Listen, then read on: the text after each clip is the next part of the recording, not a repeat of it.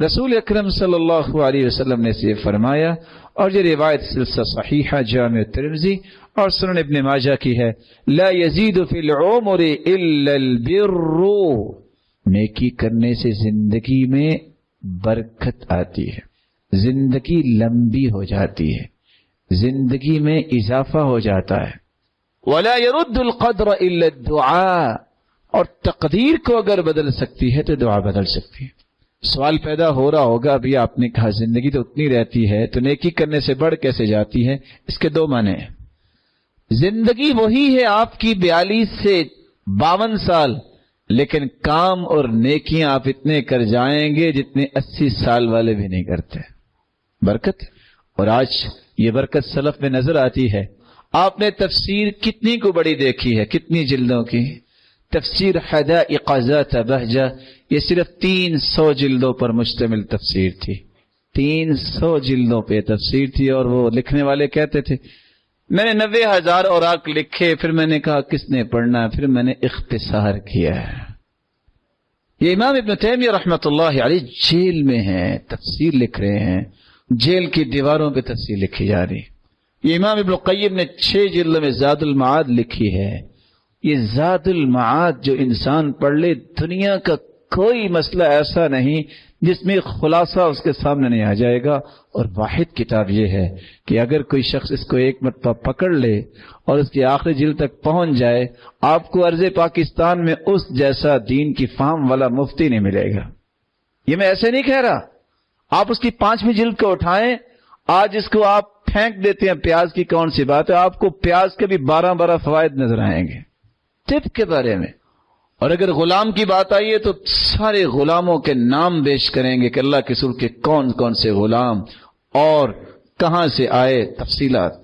گھوڑوں کا تذکرہ آئے گا تو سارے گھوڑے بیان کریں گے، اللہ کے رسول نے لباس کیسا پہنا، پگڑی کیسے پہنی، اس تفصیل کے ساتھ، اور سفر میں جا رہے ہیں لکھ رہے ہیں۔ کیسے برکت آ گئی۔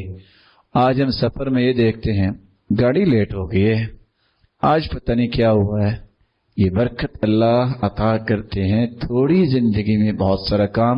عصر سے شام تک امام ابن تیمیہ نے چند حروف اور کلمات اور الفاظ پر مشتمل چند صفحات لکھے، جس کی شرح آج ہم سارا سال مدارس میں پڑھاتے ہیں، بڑی مشکل ختم ہوتی ہے۔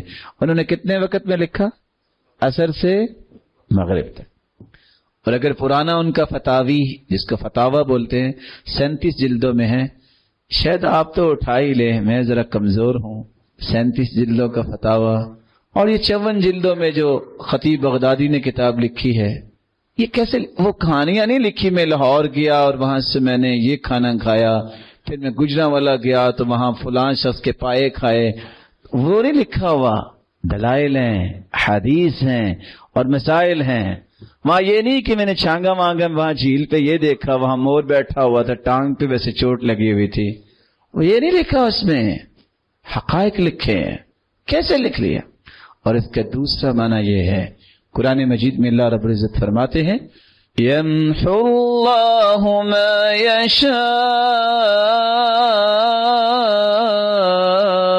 ویثبت وعنده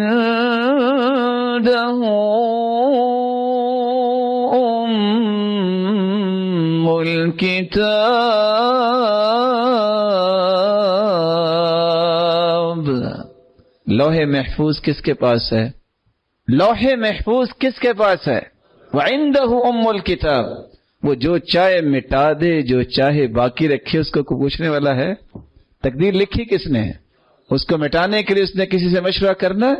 ابن حجر یہی کہتے ہیں، وہ چاہے تو آپ کی عمر کو لمبا کر سکتا ہے، لیکن یہ اس کے علم میں ہمیں نہیں پتا۔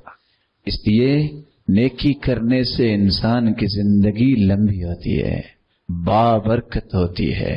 وآخر دعوانا ان الحمد للہ رب العالمین۔